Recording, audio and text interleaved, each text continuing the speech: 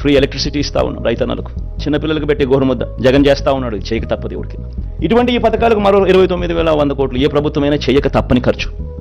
రెండు కలిపితే 1,50,718 కోట్లు.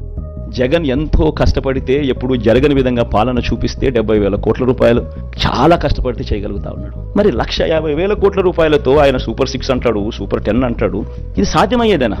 సాధ్యం కాదని తెలిసి ఒక రాజకీయ నాయకుడు ఈ మాదిరిగా రిపీటెడ్గా, I repeat that word, habitual offender, 2014లో ముఖ్యమైన అంశాలంటూ ఇదే కూటమిలో ఉన్న ఇదే ముగ్గురి ఫోటోలు పెట్టి తన సంతకం పెట్టి మోసం చేసిన ఈ వ్యక్తి మళ్ళీ 2024లో మళ్ళీ ఇదే మాదిరిగా సాధ్యంగాని హామీలతో అబద్ధాలకు రెక్కలు కడుతూ ఈ మాదిరిగా సాధ్యంగాని హామీలతో 1,50,000 కోట్లకు సంబంధించి ఈ మాదిరిగా ఆయన చేయడం, మోసం చేసేదానికి అడుగులు వేయడం దొంగతనం కన్నా దొంగల కన్నా అన్యాయం కాదా అని అడుగుతా ఉన్నా. 420 కాదా, చీటింగ్ కాదా అని అడుగుతా ఉన్నా. ఒక రాజకీయ నాయకుడు అంటే ఎలా ఉండాలి? ఒక మాట చెప్తే ఆ మాట మీద తాను నిలబడతాడు అన్న నమ్మకం ఉండాలి.